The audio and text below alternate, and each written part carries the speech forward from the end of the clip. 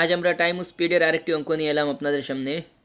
তো আজকের প্রশ্নটি হচ্ছে, একটি বাস গুয়াহাটি থেকে শিলচর পৌঁছাতে একটি ট্রাকের সময় থেকে অর্ধেক সময় নেয়। একই দূরত্ব পৌঁছাতে ট্রাকটির সময় লাগে 12 ঘন্টা। যদি বাসটির গতিবেগ 60 কিলোমিটার প্রতি ঘন্টা হয়, তাহলে ট্রাকটির গতিবেগ কত? আমাদেরকে এই প্রশ্নে 4টি অপশন দিয়েছে।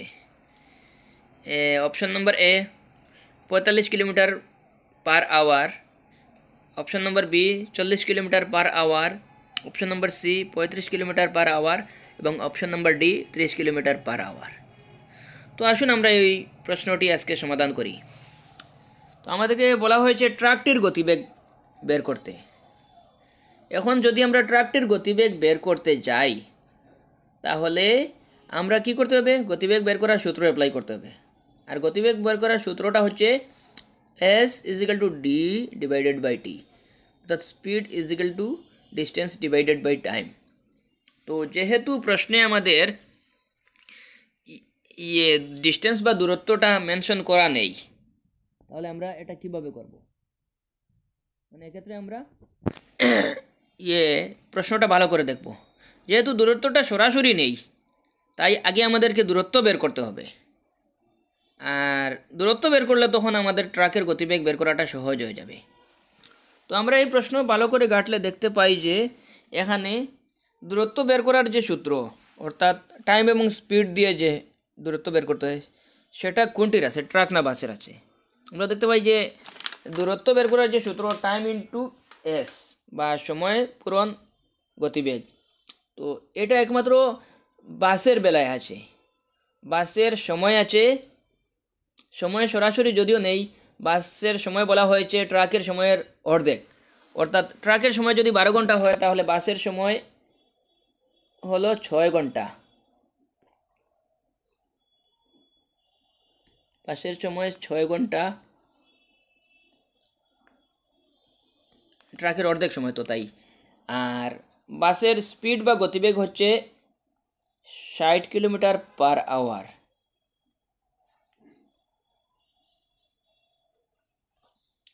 তো আমরা আগে ডিস্টেন্সটা বের করে নিই। যেহেতু ডিস্টেন্স ট্রাক এবং বাসের সেম, তাই বাসের ডিস্টেন্সটা বের করলেই আমাদের ট্রাকের স্পিডটা বের করা সম্ভব হয়ে যাবে।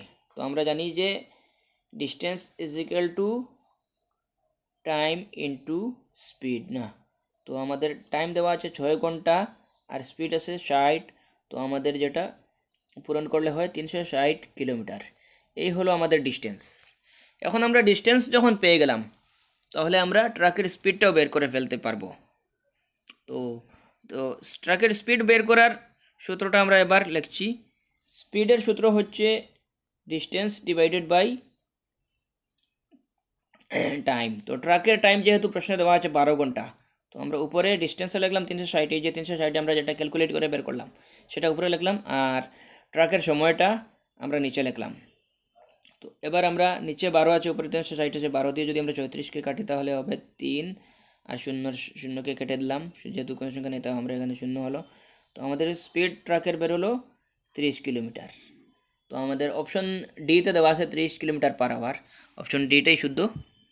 আশা করি আপনারা বুঝতে পেরেছেন। আমাদের অঙ্কটি এখানে শেষ হলো। যদি আপনারা আমাদের ভিডিওটি ইউটিউব থেকে দেখে থাকেন, তাহলে দয়া করে চ্যানেলটি সাবস্ক্রাইব করে বেল আইকনে প্রেস করুন নতুন নতুন ভিডিও পাওয়ার জন্য। আর ফেসবুক থেকে দেখে থাকলে পেজটি ফলো করুন। আপনাদের কিছু বলার থাকলে কমেন্টের মাধ্যমে জানিয়ে দিবেন। তাছাড়া বেশি বেশি করে আমাদের ভিডিওগুলি শেয়ার করুন।